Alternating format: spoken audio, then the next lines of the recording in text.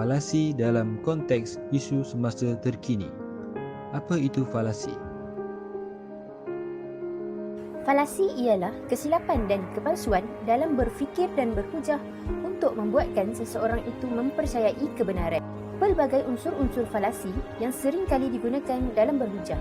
Jadi, mari kita lihat jenis falasi dan contohnya. Falasi pertama, falasi overgeneralization. Overgeneralization atau hasty generalization ialah suatu proses melakukan kesimpulan ataupun standpoint tentang sesuatu yang umum secara terburu-buru tanpa bukti yang meluas dan mendalam. Contohnya, isu penswastaan dan penasionalan. Dalam ekonomi, terdapat dua mazhab pemikiran yang besar, iaitu kapitalis yang rapat dengan usaha penswastaan ataupun sosialis yang rapat dengan usaha penasionalan. Dalam buku Jingga, ada beberapa perkara yang dihak milik kerajaan kan, seperti hak milik air. Lalu, ramai yang membuat konklusi bahawa ini adalah usaha penasionalan. Bagi yang sempat hidup di era Tun Dr. Mahathir dulu, akan serba sedikit berasa nikmat penswastaan perkara-perkara tersebut. Namun begitu, ia adalah suatu hasty generalization untuk mengatakan bahawa usaha penswastaan itu adalah suatu bentuk kapitalis, maka ia baik. Dan usaha penasionalan itu adalah suatu bentuk sosialis, maka ia buruk. Sebenarnya, sangat mudah untuk kita mengesan hasty generalization dalam mana-mana statement yang berbau bias, rasis maupun prejudis. Falasi kedua, falasi circular reasoning, iaitu menyatakan kesimpulan dari satu premis atau ayat, kemudian kesimpulan tersebut dijadikan premis, sedangkan premis tersebut dijadikan kesimpulan pada argumentasi atau pernyataan berikutnya. Contohnya, penyebaran berita palsu berpunca dari media sosial. Disebabkan penyebaran maklumat tanpa usul periksa akan menyebabkan berlaku penyebaran berita palsu. Falasi ketiga, slippery slope.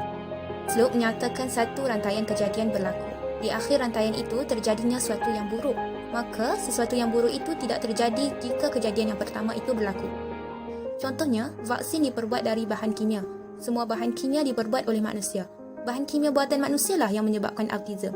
Maka, janganlah memberi vaksin kepada anak-anak bagi mengelakkan autism. Falasi keempat, falasi ad hominem. Ad hominem atau taktik menyerang peribadi seseorang dan bukannya pandangan yang dikongsikan. Taktik ini merupakan taktik paling mudah digunakan dalam memenangi sebarang bentuk perdebatan. Sebagai contoh, anda seorang perokok.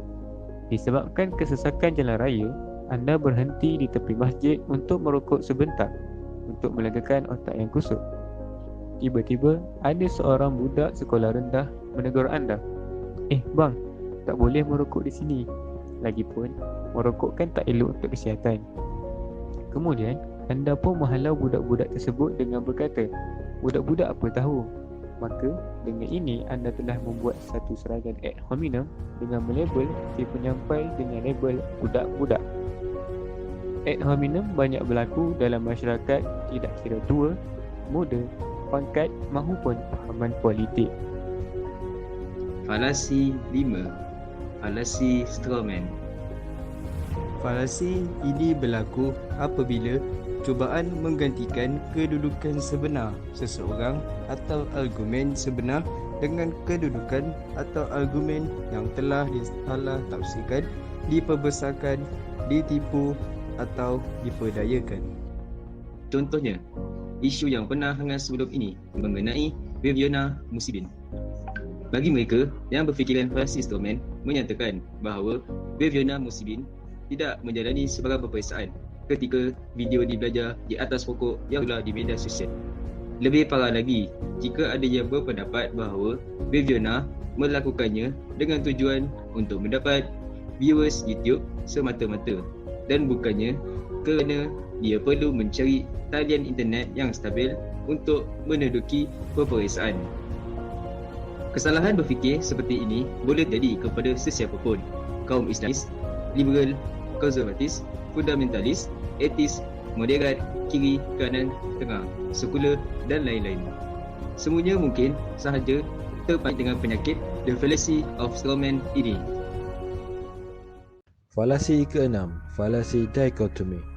Falasi false dichotomy iaitu black and white.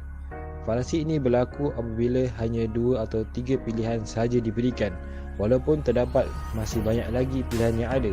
Falasi ini juga selalunya dilihat apabila pilihan diberikan sama ada ini atau itu sahaja. Contohnya, dalam satu situasi perbualan antara Akmal dan Alif, kita perlu memberi layanan yang adil kepada sesiapa sahaja walaupun dia sudah menjadi suspek rasuah. Akmal, anda mempertahankan rasuah? Cara anda itu adakah perbuatan rasuah juga? Kesalahannya, Alif menyimpulkan sikap Akmal sebagai satu-satunya pilihan walaupun terdapat banyak pilihan yang lain. Kesimpulannya, kesilapan dalam berfikir berlaku akibat dari salah satu perkara berikut. Pertama, berfikir secara terburu-buru. Kedua, fikiran yang sempit. Ketiga, fikiran bercelaru. Dan keempat, fikiran kabur. Seperti yang dinyatakan, kesilapan cara berfikir menyebabkan berlakunya falasi.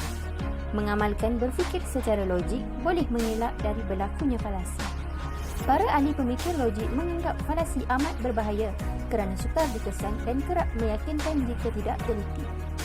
Dengan mengelak berlakunya falasi, maka pernyataan menjadi lebih kukuh dan membina hujahan yang baik.